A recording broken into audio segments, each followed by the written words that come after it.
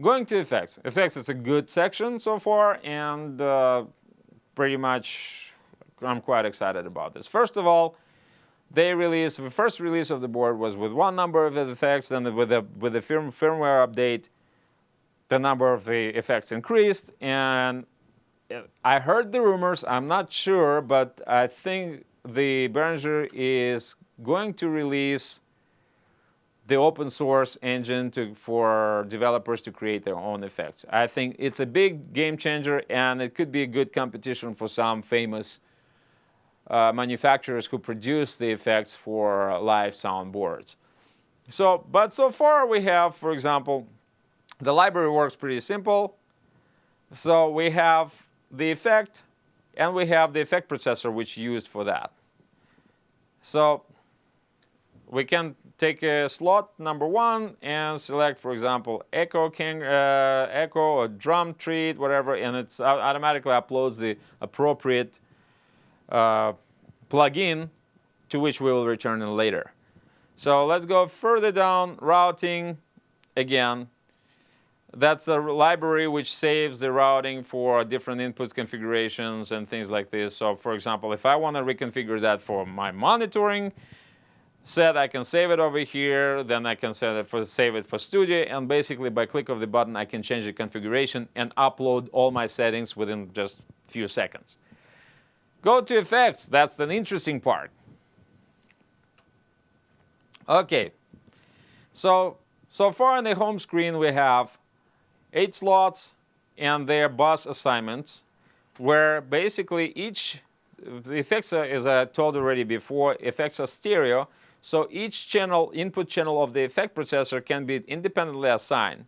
Either first channel or second, could be assigned to different buses, could be assigned to inserts. So that's pretty much what you go. Here I have mono feed pretty much from channel 13 and channel on both left and right. Another thing, it changes the color and goes to yellow when you hit current configuration. Otherwise, you can change the input, click select, and here you go. You already rewired this. So we have, that's the main entry menu. Then we go to each separate effect and see how that changes over here. So we have so far, I will skip this portion and we'll return to the sound when we'll be checking that in the next video. So far we have several configurations set up, and these graphic EQs currently are not assigned to anywhere. So the good thing is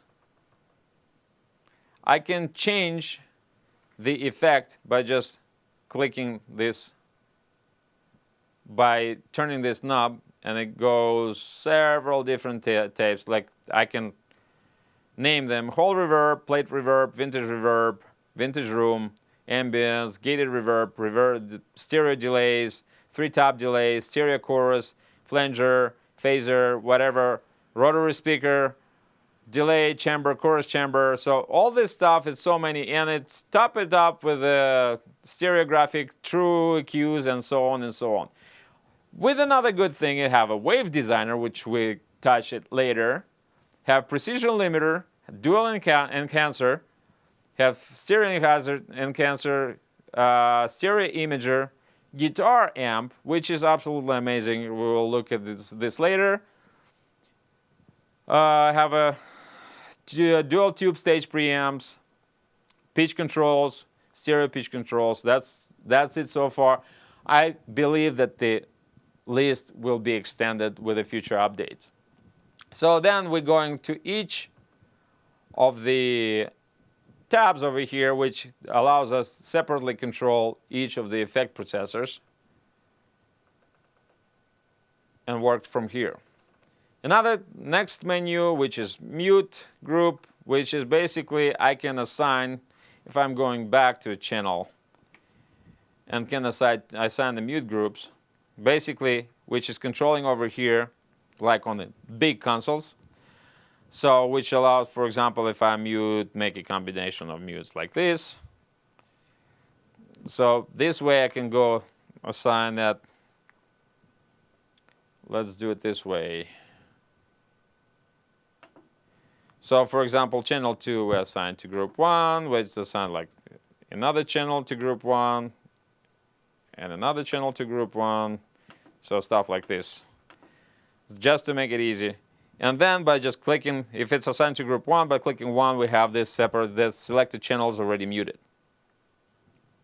Which is, same goes with other group. We have total of 6 mute groups, so pretty much really easy thing to go. And utility, as we showed before, pretty much utility is used, the section used to save that to to copy and paste your library presets, or as well in some settings goes for changing your little icons over here and channel names and so on and so on.